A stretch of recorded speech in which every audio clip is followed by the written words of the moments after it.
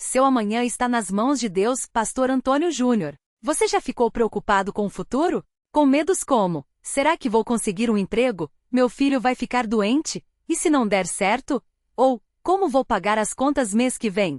Essas dúvidas são normais, mas a mensagem do Pastor Antônio Júnior, seu amanhã está nas mãos de Deus, nos lembra que não precisamos carregar sozinhos o peso do amanhã. Deus cuida de nós, mesmo quando não enxergamos como. Vamos entender isso de um jeito simples com exemplos do dia a dia, para ver como essa verdade pode trazer paz e confiança. 1. Por que nos preocupamos tanto com o amanhã? O ser humano tem o hábito de querer controlar tudo.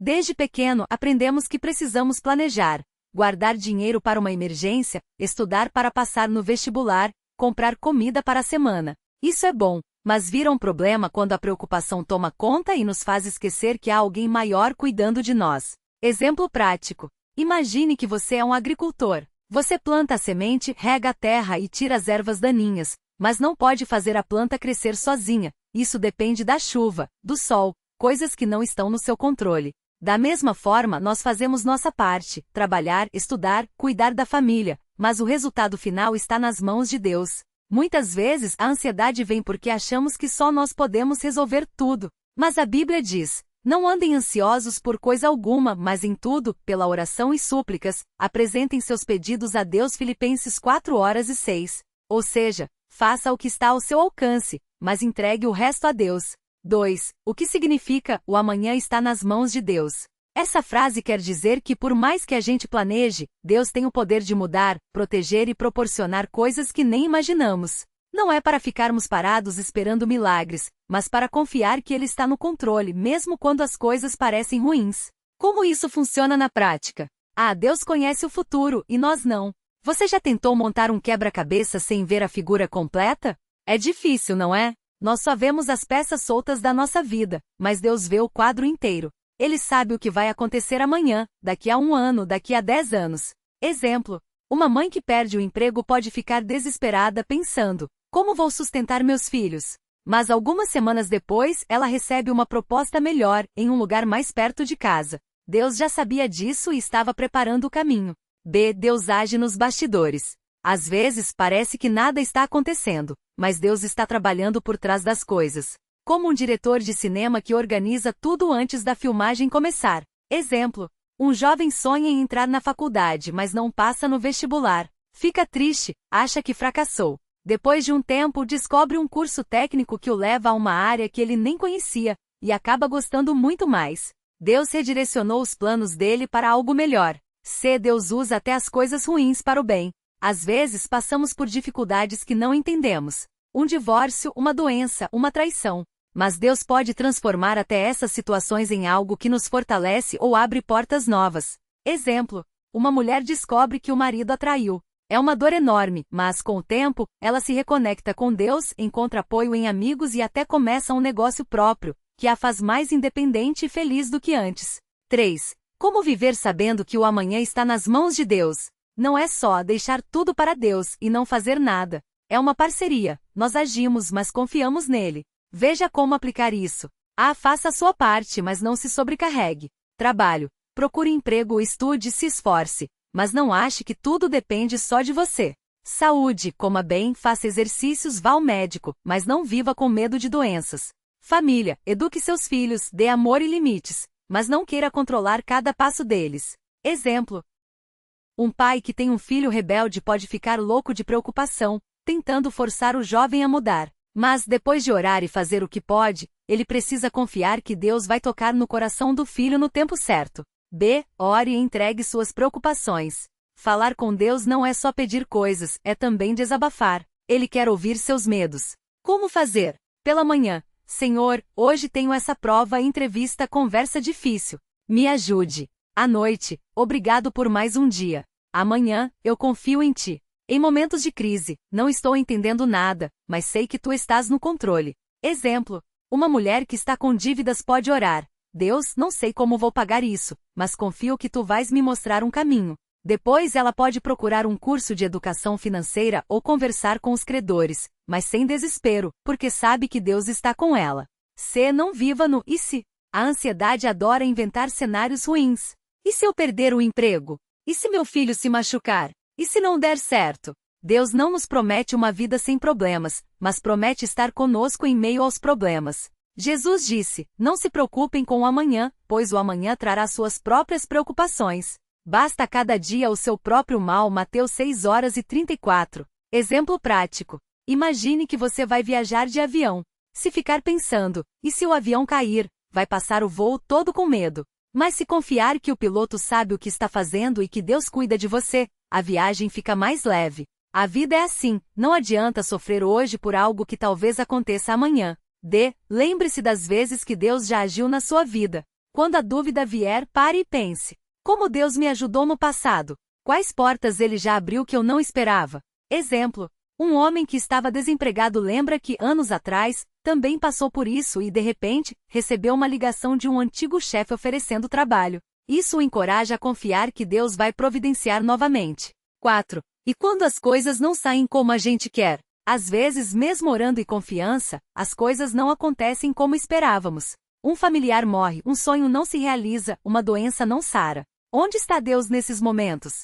A resposta não é fácil, mas a Bíblia nos mostra que Deus não promete que nada de ruim vai acontecer, mas promete estar conosco no meio da dor. Às vezes, o não de Deus é proteção. Pode ser que Ele esteja nos livrando de algo pior. Mesmo na tristeza, Deus pode nos dar força e paz que não vem de nós mesmos.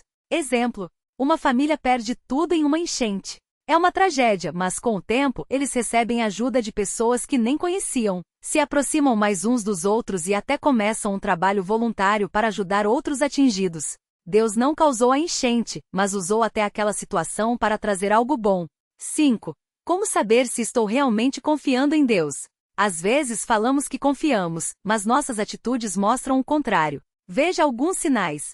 Sinais de que não estamos confiando. Ficar acordado até tarde preocupado. Reclamar o tempo todo, nada dá certo. Tentar controlar tudo e todos, até coisas que não são nossa responsabilidade.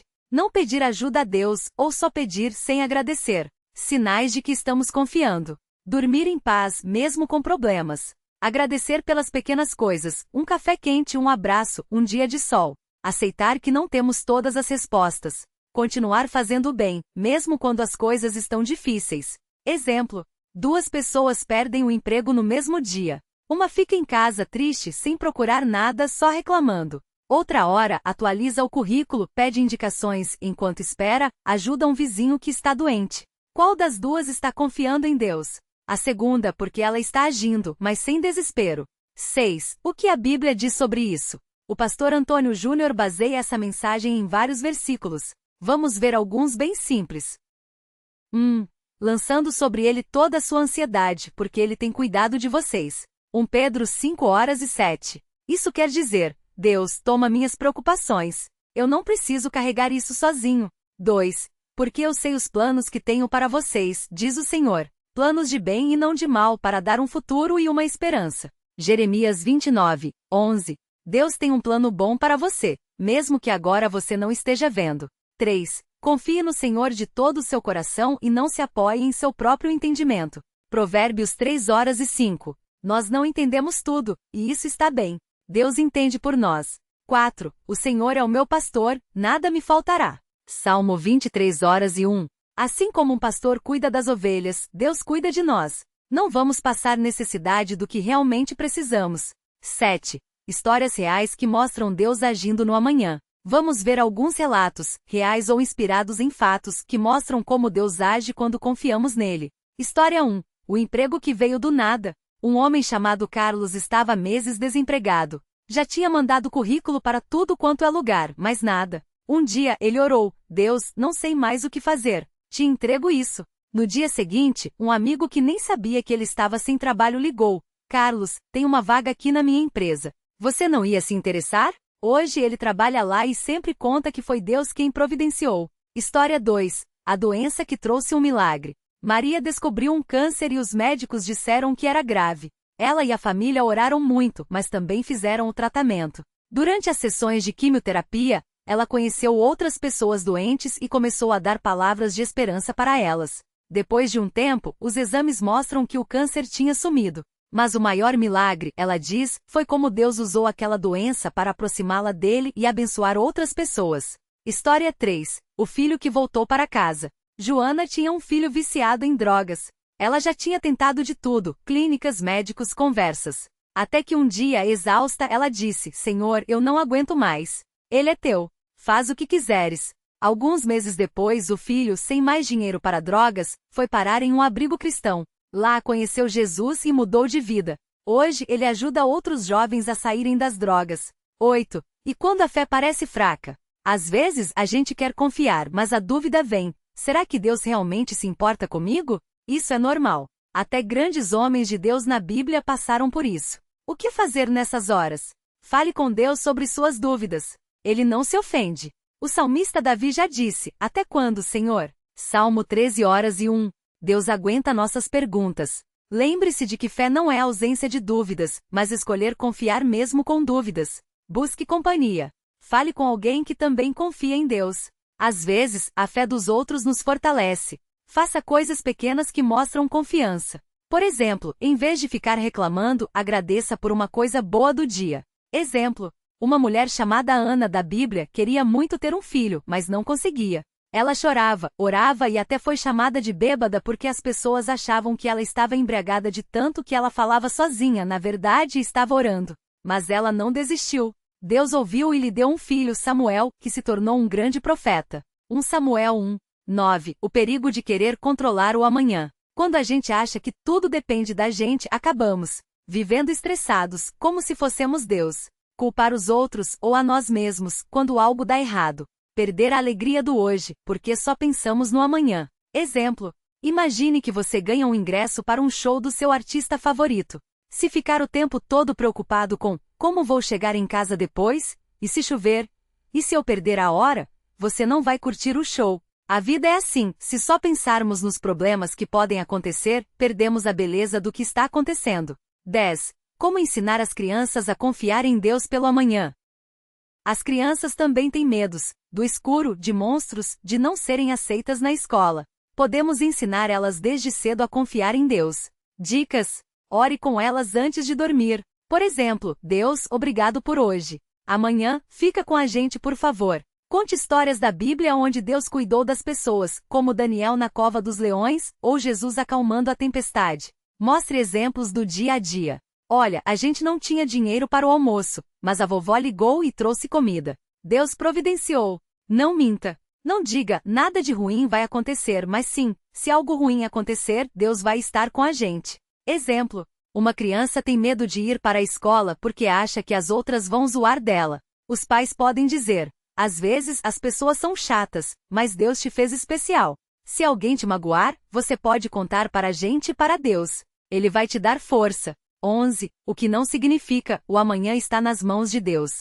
Algumas pessoas entendem errado essa frase. Vamos esclarecer. Marca de cruz não é desculpa para preguiça. Errado. Não preciso trabalhar, Deus vai me dar tudo. Certo, vou trabalhar, mas confio que Deus vai abençoar meu esforço.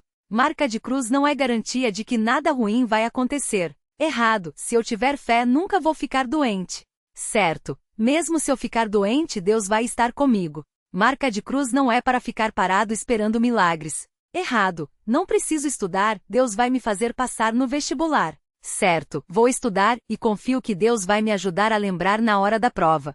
12. Como lidar com a impaciência? A gente quer que Deus resolva tudo já. Mas Ele tem o tempo dele, que é perfeito, mesmo que a gente não entenda. O que fazer enquanto espera? Continue fazendo o que é certo. Não pare de buscar emprego, de cuidar da saúde, de amar as pessoas. Aproveite o hoje. Não adianta viver infeliz hoje porque quer que amanhã seja melhor. Pense que a espera pode ser preparação. Às vezes, Deus está nos preparando para receber o que pedimos. Exemplo bíblico: Abraão e Sara esperaram anos pelo filho que Deus havia prometido. Chegaram a tentar ajudar Deus, e isso deu problema. Mas no tempo certo, Isaac nasceu. A espera serviu para eles aprenderem a confiar mais. 13. O poder do obrigado antes do milagre. Muitas vezes, só agradecemos a Deus depois que as coisas dão certo. Mas a fé verdadeira agradece antes. Por quê? Mostra que confiamos que Deus vai agir. Muda nosso coração. Em vez de reclamar, passamos a enxergar as bênçãos que já temos. Exemplo: uma mulher que está esperando um milagre na saúde pode orar: Senhor, obrigado porque sei que tu estás cuidando de mim, mesmo que eu ainda não veja, e a cura ainda não tenha chegado. Esse obrigado não é fingimento, mas uma escolha de acreditar que Deus está no controle, mesmo quando tudo parece difícil. Imagine um agricultor que planta uma semente. Ele não fica olhando para a terra todos os dias reclamando porque ainda não nasceu nada. Ele rega, cuida e já agradece pela colheita que virá. Assim é a fé. Agradecemos pelo que ainda não vemos, mas confiamos que Deus está trabalhando. 14. Quando a resposta é não ou espera. Às vezes, pedimos algo a Deus e a resposta não vem como esperávamos. Pode ser um não ou um espera mais. Isso não significa que Deus não nos ama. Pode ser que ele tenha algo melhor ou que ainda não é a hora. Exemplo prático. Um jovem ora para passar em um concurso público, estuda muito, mas não é aprovado. Fica frustrado, mas meses depois, consegue um emprego ainda melhor, com salário maior e mais qualidade de vida. Olhando para trás, entende que o não de Deus foi proteção. Outro caso, uma pessoa pede a cura de um familiar, mas ele falece. É doloroso, mas com o tempo, percebe que Deus deu força para superar a perda e até usou essa história para ajudar outras pessoas que passavam pelo mesmo. 15. Deus usa até os nãos para o nosso bem. A Bíblia diz que todas as coisas contribuem para o bem daqueles que amam a Deus, Romanos 8:28. Isso inclui as decepções, os atrasos e as portas que se fecham. Exemplo bíblico. José, filho de Jacó, foi vendido como escravo pelos próprios irmãos. Poderia ter se revoltado, mas confiou em Deus. Anos depois, ele se tornou governador do Egito e salvou sua família da fome. No final, ele disse aos irmãos: Vós planejastes o mal contra mim, mas Deus o transformou em bem. Gênesis 52:20. Isso não significa que devemos gostar do sofrimento, mas que podemos confiar que Deus está no controle, mesmo quando não entendemos. 16. Como viver esse amanhã nas mãos de Deus no dia a dia. Não é só teoria. Como colocar isso em prática? Comece o dia entregando a Deus. Antes de sair da cama, diga: Senhor, hoje está nas tuas mãos.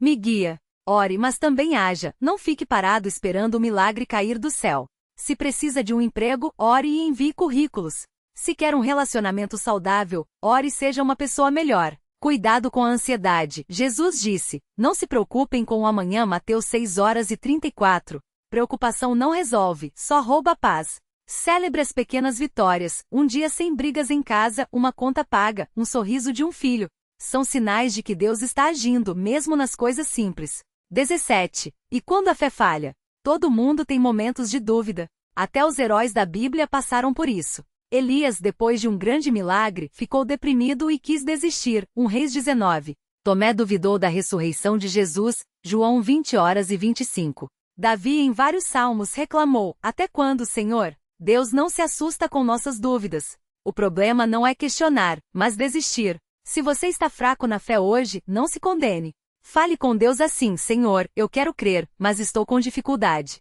Me ajuda. 18. O amanhã é de Deus, mas o hoje é nosso. Enquanto esperamos pelo amanhã, não podemos esquecer de viver o hoje. Deus nos dá forças para agora, não só para o futuro. Exemplo. Uma mãe que sonha em ver o filho se formar pode ficar tão focada nesse dia que esquece de aproveitar as risadas, os abraços e as lições do presente.